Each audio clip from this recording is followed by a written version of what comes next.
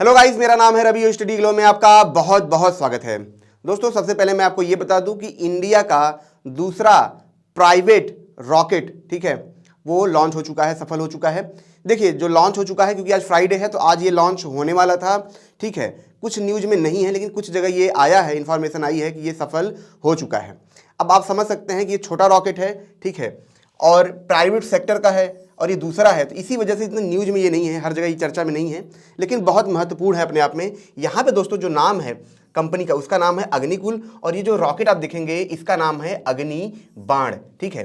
तो ये लॉन्च हुआ है, ये सफल हुआ है और ये छोटे सैटेलाइट के लिए ये काम करेगा। दोस्तों, मैं आपको बता दूं कि हमें ये लगता था कि अमेरिका जैसे जो देश हैं, जो कि प्राइवेट सेक्टर में लगातार काम कर रहे हैं, क्योंकि उससे पहले नासा था, नासा के बाद स्पेस एक्स, ब्लू ऑरिजिन, ठीक है, वर्जिन जैसी कंपनियां जो थी ये लगातार स्पेस सेक्टर में काम कर रही थी, बोइंग, बहुत सारी कंपनियां हैं वहाँ पे। तो हमें लगा भारत में ऐसा नहीं होगा, लेकिन भारत में भी अब हो रहा है। अब आप सोचेंगे कि जो इसरो टक्कर देता है नासा को, तो प्राइवेट सेक्टर इतना पीछे कैसे है। दोस्तों, पीछे की कोई बात नहीं है। यहाँ पे जो गवर्नमेंट ने डिसीजन लिया है वो थोड़ा सा लेट लिया है, ठीक है, क्योंकि प्राइवेट सेक्टर के बारे में इतना बड़ा मार्केट था या नहीं था कि लोगों को पता नहीं था। ये तो बाद में जब प्राइवेट सेक्टर आए हैं अमेरिका में, तो जाके लोगों को अंदाजा होने लगा कि हाँ, इंडिया में इसका बहुत बड़ा मार्केट बन सकता है। इसीलिए गवर्नमेंट ने क्या किया, इनको अलाउ किया। मैं आपको बता दूं अमेरिका के बारे में, तो अमेरिका में जो गवर्नमेंट ने सपोर्ट करना शुरू किया वो साल 2000 के आसपास में क्या था, जो वहाँ की गवर्नमेंट थी उन्होंने अनाउंस किया था कि प्राइवेट सेक्टर को क्या करेंगी, सपोर्ट करेंगी, जिसकी बदौलत जो हमको नतीजा दिखा आज। अब अगर आप देखेंगे 20 से 25 साल के बाद, तो वहाँ पे बहुत बड़ी बड़ी कंपनियां हैं जो कि नासा से भी बेहतर काम कर रही हैं, हाई टेक्नोलॉजी रॉकेट्स वो बना रही हैं, और वही सेम उद्देश्य भारत का है। लेकिन भारत का उद्देश्य थोड़ा उनसे आगे भी बढ़ के है। क्यों है, मैं आपको एक समझाता हूँ। जितने भी रॉकेट बनेंगे फॉरेन में, वहाँ का जो मैन पावर है वो काफ़ी महंगा है। जितने भी वहाँ के रॉकेट बनेंगे, लॉन्च होगा, लॉन्च पेमेंट काफ़ी महंगा होगा, ठीक है। जो प्राइवेट यात्री ऊपर जाएंगे स्पेस में घूमने के लिए, वो भी काफ़ी महंगा होगा। एक एक सीट की जो कीमत है दोस्तों, करोड़ों में है। लेकिन अगर भारत क्या करेगा, सैटेलाइट को लॉन्च करेगा, ठीक है, लोगों को यात्रा कराएगा, तो वो काफ़ी सस्ता होगा। क्यों सस्ता होगा? क्योंकि आपको पता है जो भारत का मैन पावर है वो सस्ता है। यहाँ की देखिए, ऐसा नहीं है कि परचेसिंग पावर तेज नहीं है, वो तो अलग बात है, लेकिन कहीं ना कहीं हमारा जो मैन पावर है काफ़ी सस्ता है और काफ़ी इफेक्टिव है। तो इसीलिए जब यहाँ पे जो लॉन्चेस होंगे वो उनके मुकाबले कई गुना कम होंगे। स्पेस एक्स दोस्तों एक ऐसी कंपनी है जो काफ़ी अच्छा कर रही है, काफ़ी सस्ता कर रही है। लेकिन ये जो अग्निकुल है, स्काई रूट है, अगर आप देखेंगे इनके जो लॉन्चेस होंगे वो बहुत सस्ते होंगे।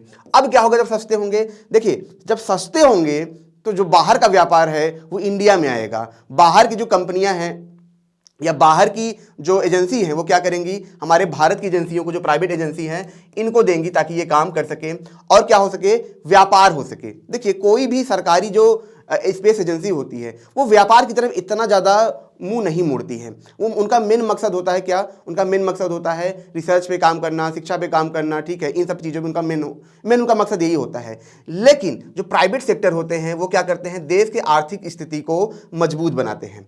और उसी के तहत यहाँ पे अगर आप देखेंगे तो बहुत सारी प्राइवेट सेक्टर में कंपनियां आ रही हैं। आपको पता है इंडिया में जो इंजीनियर हैं उस दुनिया के सबसे बेस्ट इंजीनियर हैं, जो आईआईटी के इंजीनियर होते हैं, ठीक है, वो अपने आप में सबसे बेहतरीन इंजीनियर हैं। और उसी इंजीनियरिंग का नमूना यहाँ पे आप देख सकते हैं। ये क्या है दोस्तों, आप देखिए जो पेलोड है, ठीक है। मैं आपको बता दूं दोस्तों, कोई भी रॉकेट जब लॉन्च किया जाता है वो कैसे लॉन्च किया जाता है, वो लॉन्च एक जगह से किया जाता है। जैसे हमारी इसरो का है सतीश धवन, ठीक है, तो वहां एक जगह होती है, वहीं पे क्या होता है, उनको लॉन्च किया जाता है, एक जगह पे खड़े होते हैं और लॉन्च होते हैं। लेकिन जो अग्निकुल है वो इतना ज्यादा एडवांस है कि वो क्या करेगा, एक बस, आप देखिए बहुत बड़ी सी बस है यहाँ पे ही क्या है, ये रॉकेट को लगाया जाएगा और कहीं से भी इसको लॉन्च किया जा सकता है। यानी कि अगर मौसम खराब है, मान लीजिए इनको लॉन्चिंग करनी है, मौसम 10 दिन तक खराब है, तो ये क्या करेंगे, किसी और एरिया में लेके जाएंगे अपना, ये आप देख सकते हैं ट्रक की तरह ये पेलोड है, वहां के लिए लेके जाएंगे और वहां से ही 2 मिनट के अंदर क्या करेंगे, इसको वहां पे लॉन्च करके चले आएंगे। और इनके बारे में थोड़ा जान लेते हैं तो आपको समझ में आएगा आखिर ये क्यों इतने खास हैं। ये खास दोस्तों इसलिए हैं, यहां पे आप देखेंगे जो सबसे इंपॉर्टेंट होता है वो होता है रॉकेट इंजन। रॉकेट इंजन को बनाने में, एक रॉकेट इंजन को बनाने में दोस्तों 1 साल लग जाता है। जो अच्छी अच्छी कंपनियां होती है, जो बड़ी बड़ी कंपनियां होती हैं, उनको 1 साल लग जाता है। अब क्या होता है, 1 साल के बाद आपने क्या किया, लॉन्च किया, अगर फेल हुआ पैसा भी बर्बाद, सब कुछ बर्बाद। लेकिन इन्होंने क्या किया है, जो इन्होंने ये किया कि जो भी रॉकेट यहां पे बनते हैं वो किनसे बनेंगे, 3D प्रिंटर से बनेंगे। और कितने दिन में बनेंगे, सिर्फ 3 या 2 दिन के अंदर ये बन के तैयार हो जाएंगे। इन्होंने 1 साल पहले पेटेंट लिया है और पूरी दुनिया में पहली ये कंपनी है जिसने क्या किया है, 3D प्रिंटिंग से रॉकेट इंजन को बनाना शुरू किया है। तो पैटेंट भी इनके पास है और सबसे बड़ी चीज है कि काफी एफिशिएंट है, 3 दिन के अंदर बन रहा है। अब जरा समझिए कि अगर एक रॉकेट को आपको लॉन्च करना है और इनके थ्रू अगर एक रॉकेट को लॉन्च करना है तो 3 दिन का समय है, यानी कि 1 साल के अंदर ये 100 रॉकेट लॉन्च कर सकते हैं। 100 गुना ज्यादा ये बेहतर है। ठीक है, समय कितना लगता है? समय लगता है दोस्तों 95% कम। आने वाले वक्त में ये और भी कम हो जाएगा। अभी तो ये ट्रायल बेस पे है, अभी इन्हें फंडिंग मिली है, अभी ये काम कर रहे हैं। आखिर ये ऐसी सैटेलाइट क्यों लॉन्च कर रहे हैं जो कि काफी छोटी है? ये देखिए, बड़े सैटेलाइट को ये लॉन्च नहीं करेंगे। ठीक है, इनका जो रॉकेट है छोटी ही सैटेलाइट को लॉन्च करेगा। तो इनसे जब ये पूछा गया तो इन्होंने ये बताया कि आने वाले वक्त में, जैसे आपने फोन को देखा होगा, फोन क्या था, फोन पहले जब आते थे बहुत बड़े बड़े आते थे, कंप्यूटर बहुत बड़े बड़े आते थे, लेकिन जैसे तकनीक का विकास हुआ तो आने वाले वक्त में क्या हुआ, जो सैटेलाइट थे वो काफी छोटे होते गए। पहले जो सैटेलाइट बनते थे वो काफी बड़े होते थे, लेकिन उन्होंने बोला कि आने वाले वक्त में आप देखेंगे सैटेलाइट की मात्रा बहुत छोटी होती जाएगी। यहाँ दोस्तों मैं आपको एक चीज और बताता हूं कि जैसे नासा है, ये सब है, जो आर्टेमिस मिशन का ये क्या करते हैं, जब ट्रायल करते हैं तो इन्होंने बहुत छोटे छोटे क्यूब से सैटेलाइट लॉन्च किए हैं। ठीक है, वो होते हैं अपने काम के। तो यहाँ भी इनका यही सोच है, इसीलिए छोटे छोटे रॉकेट बना रहे हैं। दूसरा रीजन क्या है दोस्तों? दूसरा रीजन ये है कि इन्हें कैटेगरी एक मिली है। देखिए, अगर आप उन सेक्टर में जा रहे हैं जिसमें पहले से ही लोग हैं तो आपके लिए फाइट करना बहुत मुश्किल होता है, फंडिंग आपके पास कम होती है। लेकिन अगर आप उस सेक्टर में जाते हैं जहाँ पे क्या है कि कैटेगरी खाली है, छोटे सैटेलाइट का कैटेगरी खाली है, तो वहाँ भी इसका फायदा ये ले सकते हैं। तो इसी वजह से इन्होंने छोटे सैटेलाइट को लॉन्च करने का यहाँ पे सोचा है। कितना ये लॉन्च कर सकते हैं दोस्तों? जो सैटेलाइट का वजन होगा वो लगभग 100 kg के आसपास होगा, तो ये इसको लॉन्च कर सकते हैं। ठीक है, कितनी दूरी तक करेंगे? लगभग 700 किलोमीटर तक ये क्या करेंगे, लॉन्च करेंगे। ठीक है, कहाँ? लोअर अर्थ ऑर्बिट में ये क्या करेंगे, इसको लॉन्च करेंगे।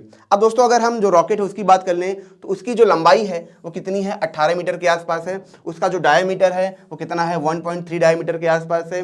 और उस रॉकेट का जो वजन है वो कितना है, 14,000 kg के आसपास है। देखिए, रॉकेट का वजन और पेलोड दोनों में डिफरेंस है। रॉकेट का वजन है जो खुद रॉकेट उड़ के जाएगा उसका ये वेट हो गया, और जो सैटेलाइट जो दूसरा देश में देगा या हमें कोई सैटेलाइट लॉन्च करना है हमारी स्पेस में ले जाके, वो उसका वेट है। मतलब मैक्सिमम ये इतना ही वेट लेके जा सकता है और लॉन्च कर सकता है। मैं आपको दोस्तों बता दूं कि जैसा कि मैंने शुरू में ही आपको बताया था, ये दूसरी प्राइवेट कंपनी है। तो आपके मन में सवाल रहा होगा कि पहला कौन है? तो पहला दोस्तों स्काई रूट है। ठीक है, जिसने 2021 में क्या किया था, अपना सफल परीक्षण किया था और वो देश की पहली प्राइवेट कंपनी बन गई थी। उनका जो इंजन था वो क्रायोजेनिक इंजन था, यानी कि इस इंजन के अंदर सिर्फ लिक्विड हाइड्रोजन ही यूज किया जा सकता था। कहां से लॉन्च हुआ था? धवन स्पेस स्टेशन से ये क्या हुआ था दोस्तों, लॉन्च हुआ था। ठीक है, अब दोस्तों जो अग्निबाण है इसका मकसद क्या है? ठीक है, देखिए, अग्निबाण का जो मकसद है, एक तो छोटे पेलोड को लॉन्च करना है, दूसरा मकसद ये है कि स्पेस में जाने के बाद, ठीक है, जब वहां पे टेम्परेचर घटता है -150 डिग्री सेल्सियस के आसपास वहां पे टेम्परेचर होता है, तो उस दौरान जो सैटेलाइट होते हैं वो कैसे वर्क करते हैं, जो इंजन होते हैं वो कैसे वर्क करते हैं, इनके बारे में वहां पे काम करना है। अब दोस्तों ये जो अग्निबाण बना है वो किससे बना है? सेमी क्रायोजेनिक इंजन से। ठीक है, तो मैंने आपको बताया क्रायोजेनिक इंजन के बारे में, तो आप सोचेंगे सेमी क्रायोजेनिक इंजन क्या है? तो जो सेमी क्रायोजेनिक इंजन है वो क्या होता है, जिसमें लिक्विड ऑक्सीजन, लिक्विड हाइड्रोजन का यूज किया जाता है, और एक विकल्प होता है किसका? केरोसिन का भी। केरोसिन का भी इसमें आप यूज कर सकते हैं। अब आप सोचेंगे कि इससे क्या फायदा होगा? इससे दोस्तों फायदा ये होता है कि मान लीजिए कि एक ऐसी कंपनी है, ठीक है, जो पूरी तरीके से लिक्विड हाइड्रोजन पे डिपेंड है, तो उन्हें हाइड्रोजन लेने के लिए बहुत सारे मेथड से पास होना पड़ता है। ठीक है, उनके बहुत सारे नियम कानून हैं जिसमें काफी वक्त लगता है, काफी पैसा भी खर्च होता है। लेकिन अगर यहाँ पे जैसे अग्निकुल है, इनका मकसद ये बहुत तेजी से हमें लॉन्च करना है, तो इन्हें अगर फ्यूल मान लो हाइड्रोजन नहीं मिल पा रहा है तो कहीं से एयरपोर्ट ये जाके कहीं से भी जाके ये क्या कर सकते हैं, केरोसिन ला सकते हैं और उनका तुरंत ही यूज कर सकते हैं। इसका मतलब कि रॉकेट तेजी से बने, ठीक है, उनकी फ्यूलिंग में कोई प्रॉब्लम ना आए और फटाफट काम हो। तो ये पूरा इसलिए इन्होंने कभी इसको आसान यहां पे बनाया है। अब दोस्तों अगर इनके फाउंडर की बात करें, ठीक है, तो इनके जो फाउंडर हैं यहाँ पे आप देखेंगे मोइन है, इनका इंटरव्यू भी आया था एनडीटीवी पे, और यहाँ पे जो है श्रीनाथ रविंद्रन करके हैं। ठीक है, अब दोस्तों मैं आपको बता दूं कि इनकी एज, ठीक है, महज 33 साल 34 साल है। ये क्या करते हैं, ये इसरो से जुड़े हुए हैं, लगातार उनसे सलाह लेते रहते हैं। लेकिन इसमें जो इस कंपनी के अंदर बहुत ही जो यंग स्टूडेंट हैं वो भी जुड़े हैं, जैसे आईआईटी के स्टूडेंट हुए, ये लोग भी लगातार इसमें काम करते हैं, जिनकी उम्र 23 साल 24 साल है। बहुत अच्छा लगता है क्योंकि उनको एक्सपीरियंस मिलता है, जैसे आईपीएल होता है, बढ़िया प्लेयर से एक्सपीरियंस मिलता है ना, तो यहाँ भी जो स्टूडेंट हैं, जो आईआईटी के स्टूडेंट हैं, उनको यहाँ पे एक्सपीरियंस मिलेगा, काम करने का मौका मिलेगा, ठीक है। तो यहाँ पे ये लोग कर रहे हैं। जो दोस्तों ये जो कंपनी थी 2016 में शुरू हुई थी, ठीक है, और अभी 8 साल के अंदर इन्होंने क्या किया, अपना रॉकेट बना लिया है, सब कुछ इन्होंने डेवलप कर लिया है। आगे क्या होगा, आगे ये पैसा बनाएंगे, ठीक है दोस्तों। अब दोस्तों हम बात करें आखिर ये रॉकेट कैसे लॉन्च हुआ, ठीक है, सब ऑर्बिटल कैसे किस तरीके से काम करता है, ठीक है, और किस नियम के तहत इन्हें मंजूरी भी मिली थी, इसके बारे में भी हम समझेंगे। तो दोस्तों उससे पहले मैं आपको ये बता दूं कि हमारा फ्लो का कोर्स है, इसे आप जरूर अवेल करें। आप 2-3 साल से तैयारी करते हैं, इसके बावजूद भी आप देखेंगे आपका एग्जाम क्रैक नहीं होता है, जबकि वहीं पर कुछ टॉपर होते हैं, टॉप परफॉर्मर होते हैं, वो फर्स्ट अटेम्प्ट में ही मतलब उतने ही टाइम में पढ़ाई करके एग्जाम क्रैक कर लेते हैं। रिसर्चर ने देखा कि जो टॉपर होते हैं, टॉप परफॉर्मर होते हैं, वो फ्लो की स्टेट में पढ़ाई करते हैं, काम करते हैं, और उन्होंने ये भी देखा कि हम क्या कर सकते हैं, इन फ्लो की स्टेट को हाइक कर सकते हैं, एक नॉर्मल इंसान के अंदर पैदा कर सकते हैं, सिर्फ कुछ थेरेपी मेडिटेशन के द्वारा। और दोस्तों इन्हीं मेडिटेशन थेरेपीज को हम इंडिया में लाए हैं महज 299 में, जब आप फ्लो 25 कोड आप यहाँ पे यूज करेंगे। अब दोस्तों इसकी लॉन्चिंग की बात करते हैं, आखिर ये लॉन्चिंग इसका कैसे होगा। तो यहाँ पे मैं बताऊंगा दोस्तों, ऑर्बिटल लॉन्च होता है और सब ऑर्बिटल लॉन्च होता है, या हम एक ये कहते हैं सब ऑर्बिटल रॉकेट होता है। तो देखिए जो दोस्तों जो ऑर्बिटल होता है, जैसे मान लीजिए हमारी अर्थ है, ये हमारी धरती है, आप देख रहे हैं, तो जो ऑर्बिटल होगा वो क्या होगा, धरती का चक्कर लगाएगा, गोलाकार में ही चक्कर लगाएगा। लेकिन जो सब ऑर्बिटल होता है वो एक जगह से क्या होगा, लॉन्च होगा और दूसरी जगह जाके क्या करता है, वो लैंड कर जाता है। मैं एग्जाम्पल से आपको समझा रहा हूँ, आप समझ जाएंगे, ठीक है।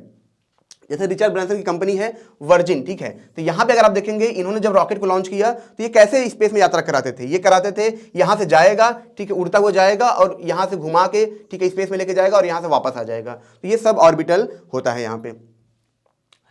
अब दोस्तों यहां पे बात करें कि कैसे इनको मंजूरी मिली, तो देखिए गवर्नमेंट पहले से ही सपोर्ट कर रही थी, लेकिन गवर्नमेंट ने 2020 में, ठीक है, एक घोषणा की थी इन स्पेस, जिसका मकसद था जो प्राइवेट कंपनियां हैं, ठीक है, उनको सपोर्ट मिले और वो विकसित हों, ठीक है। इसीलिए आप देखेंगे इनको फंडिंग मिली है 300 करोड़ की, और स्काई रूट की अगर बात करें दोस्तों, इनको 500 करोड़ की इनको फंडिंग अभी तक मिल चुकी है। अब दोस्तों थोड़ा सा इसे मतलब काफ़ी आसान भाषा में इसको समझते हैं कि इसका भविष्य क्या है। देखिए दोस्तों, इसरो कभी भी अकेले पूरी दुनिया को नहीं हरा सकता है, या नासा भी अगर वो चाहे कि जैसे आर्टेमिस मिशन हुआ, मंगल ग्रह पे जाना हुआ, या बहुत बड़े बड़े मिशन करने हैं, ठीक है, या हम ये कहें कि एलियन प्लैनेट की खोज भी करनी है, तो नासा अकेले नहीं कर सकता है। उन्हें किसकी ज़रूरत है, उन्हें ज़रूरत है प्राइवेट प्लेयर की, प्राइवेट कंपनियों की। पहले शुरू में जो नासा थी, जो ये सब कंपनियां थी, ये क्या करती, थोड़ी थोड़ी मदद लेती थी, मतलब कुछ कुछ पार्ट्स बाहर से बनवाती थी, लेकिन उन्हें समझ में आया कि अगर उन्हें बहुत तेज़ी से काम करना है, पैसे भी बचाने हैं, तो उन्हें प्राइवेट कंपनियों की मदद लेनी पड़ेगी। यहाँ भी अगर दोस्तों हम देखें तो भारत जो इसरो है वो अकेले ही सब कुछ नहीं कर सकता। अगर हम सोचें सिर्फ एक कंपनी, एक एजेंसी सब कुछ करे, तो ये कभी संभव हो ही नहीं सकता है। तो उनके एम्बिशियस मिशन है, गगनयान मिशन है, कल को उन्हें चांद पे कॉलोनी बनानी, क्योंकि हर देश बना रहा है, ठीक है, हमें कल को बृहस्पति पे स्पेसक्राफ्ट भेजना हुआ, कुछ भी करना हुआ, तो अकेले इसरो नहीं कर सकता है। इसीलिए दोस्तों ये प्राइवेट कंपनियों के जो ब्रांच बिछाया गया, इसीलिए बिछाया गया ताकि जो इसरो है, जो गवर्नमेंट है, वो क्या कर सके, इनके मदद से काफ़ी अच्छी तकनीक को बना सके और बड़े बड़े मिशन को कर सके।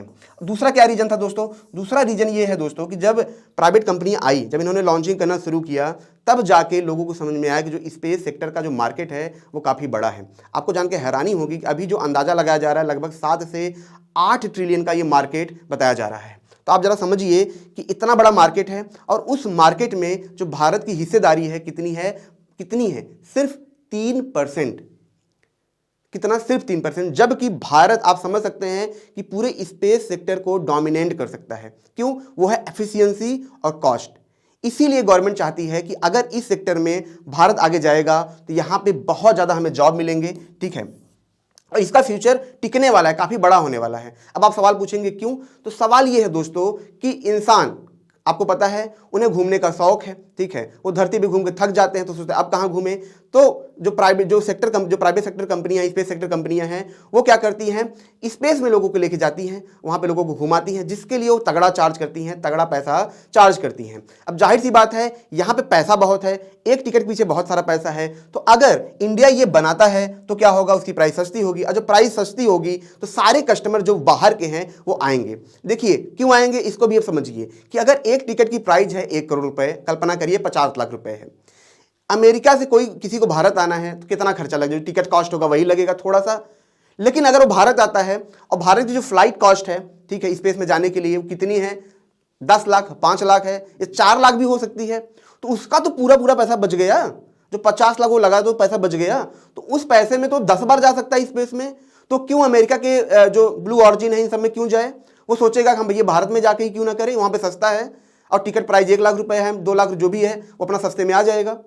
तो ये एक बहुत बड़ी अपॉर्चुनिटी है। आप देखेंगे अगर ये सेक्टर बूम करता है और आने वाले भविष्य में जो स्पेस टूरिज्म है वो बहुत तेजी से पैर पसारता है, तो बहुत सारे जॉब, बहुत बिजनेसेस यहाँ पे खड़े होंगे, बहुत सारे अच्छे अच्छे इंजीनियर भारत में पैदा होंगे। और इसीलिए जो गवर्नमेंट है, इसरो है, ये चाहती है कि जो स्पेस सेक्टर के जो एजेंसी हैं वो यहाँ पे काम करें। मैं आपको दोस्तों बताऊं कि जितने भी जैसे अग्निकुल है, स्काई रूट है, जो भी और भी कंपनियां हैं, प्राइवेट कंपनियां हैं, लगातार इसरो इनसे जुड़ा हुआ है और इसरो के साइंटिस्ट इनसे जुड़े हुए हैं। इसीलिए जो भी ये रॉकेट लॉन्च करते हैं, जो भी ये डिजाइन करते हैं, उन सब डिजाइन में, इन सब में लगातार जो वहाँ के डायरेक्टर हैं, ये सब लोग इसमें लगातार सलाह देते रहते हैं, ताकि क्या हो कि इनको गाइडेंस मिले और ये बेहतर कर पाएँ। तो इस हद तक यहाँ पे मदद की जा रही है। सिर्फ ऐसा नहीं है कि फंडिंग दी जा रही है, बल्कि वहाँ के खुद के साइंटिस्ट इनके साथ जुड़े हैं, लॉन्चिंग में हर जगह उनकी मदद कर रहे हैं। इसीलिए दोस्तों आने वाले वक्त में आप देखेंगे जो भारत का स्पेस सेक्टर है बहुत ज़्यादा बेहतर होने वाला है, भविष्य बहुत ज़्यादा बेहतर होने वाला है और उसकी शुरुआत अब